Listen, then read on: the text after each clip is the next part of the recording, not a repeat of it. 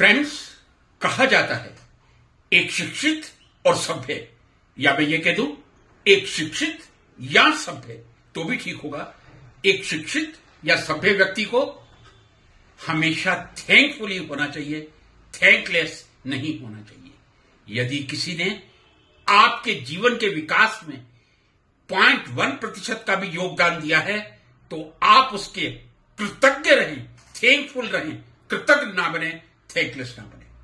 Friends, हो सकता है जो मैं बात करने जा रहा हूं आज कई लोगों को अच्छी नहीं लगेगी, लेकिन एक शिक्षक का कर्तव्य होता है कि वो यथास्थिति अपने मन के विचारों की जनता के सामने रखे, अपने मित्रों के सामने रखे। मैं कुछ डेटा आपके सामने रखूंगा, कृपया विचार कीजिए और मुझे बताइए, क्या कांग्रेस के शासनकालों में, जिसको 70 साल कहा जाता है, कुछ हुआ था या नहीं हुआ था? कांग्रेस के शासनकाल में कितने स्कूल बने थे? भाजपा के शासनकाल में कितने स्कूल बने थे? अब मैं बात करूं यूनिवर्सिटीज की, 50 यूनिवर्सिटी आउट ऑफ 55, मैं कह रहा हूं 50 यूनिवर्सिटी जो सेंट्रल यूनिवर्सिटीज हैं, which are the best universities of the country, Congress के शासनकाल में बनी थी। 3 या 4 बीजेपी के शासनकाल में बनी थी। स्टेट यूनिवर्सिटीज लगभग 400 कांग्रेस के शासनकाल में बनी थी, और प्राइवेट यूनिवर्सिटी का जो लंबा जखीरा खड़ा हुआ है, लगभग 300 प्राइवेट यूनिवर्सिटी, 500 में से 350 यूनिवर्सिटी बीजेपी के शासनकाल में बनी है।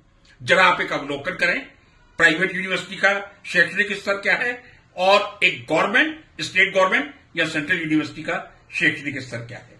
आगे बढ़ते हैं। 23 आईआईटी किसके शासनकाल में बने थे?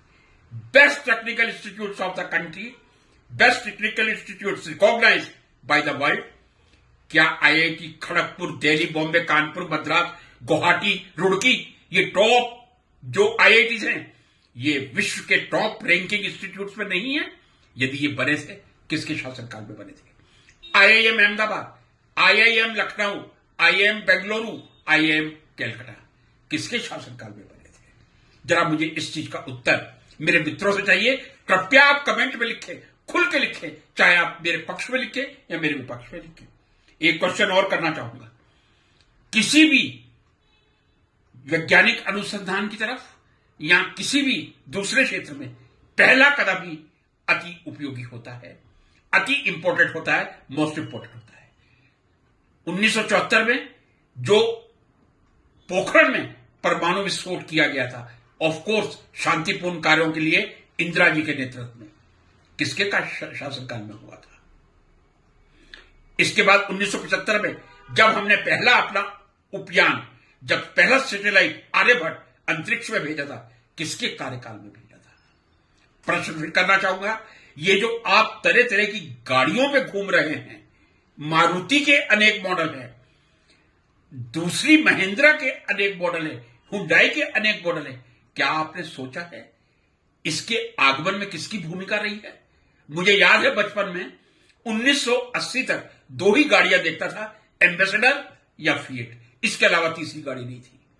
1982 में पहली बार मैंने मारुति देखी थी और 1982 में उसमें बैठ भी गया था, जो संजय गांधी द्वारा निर्मित की गई थी, जिसकी लागत उस समय 40,000 रुपए थी।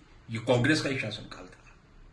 इसके अलावा एमएनसी, मल्टीनेशनल कंपनी, जो आप तरह तरह के एलईडी देख रहे हैं, सैमसंग का हो, एलजी का हो या अन्य दूसरे हो, आप तरह तरह के रेफ्रिजरेटर देख रहे हैं। एक रेफ्रिजरेटर मुझे याद आता है, पहले गोदरेज हुआ करता था। 1988 में जब राजीव गांधी ने मल्टीनेशनल कंपनीज के द्वार खोले थे, तब मुझे याद है भारतीय मजदूर संघ और भारतीय जनता पार्टी द्वारा कितना खुल के विरोध किया गया था। क्या आज भाजपा वाले उसी एम्बेसडर और फिएट में घूम रहे हैं, या वो भी आधुनिक कारों का, फॉर्च्यूनर का इस्तेमाल कर रहे हैं, बीएमडब्ल्यू का कर रहे हैं, या अन्य कारों का कर रहे हैं? मल्टीनेशनल कंपनी के अलावा जब 1988 में राजीव गांधी जी ने कंप्यूटर लाने का सफल प्रयास किया था, तब देश में भारतीय मजदूर संघ ने हड़ताल प्रारंभ कर दी थी। और यदि वो कंप्यूटर ना आता तो क्या डिजिटाइजेशन संभव हो सकता था? बार बार जो पेटीएम की बात होती है, क्या कंप्यूटर के बिना पेटीएम संभव था? जो मेरे और आपके हाथ में मोबाइल है, क्या स्मार्ट मोबाइल की आप कल्पना कर सकते थे? क्या ये पिछले 10 सालों में है? क्या रिवोल्यूशनरी स्टेप सेम पित्रोदा के नेतृत्व में राजीव गांधी जी ने नहीं लिया था? हर कोई स्मार्ट मोबाइल यूज कर रहा है। यदि स्मार्ट मोबाइल नहीं होगा तो आप पेटीएम कहां से करेंगे, फोन पे कहां से करेंगे, गूगल पे कहां से करेंगे? मैं शुक्रगुजार करना चाहूंगा कांग्रेस की उस सरकार को, चाहे जवाहरलाल नेहरू जी हो, चाहे इंदिरा जी हो, चाहे राजीव गांधी जी हो। बहुत बड़े आविष्कारों को भारत में करके और मल्टीनेशनल कंपनीज को भारत में बीजेपी के विरोध के बाद आमंत्रित करके जो इस राष्ट्र की पिक्चर बदली है, कृपया करके कृतज्ञ बनिए, कृतज्ञ ना बनिए। नमस्कार।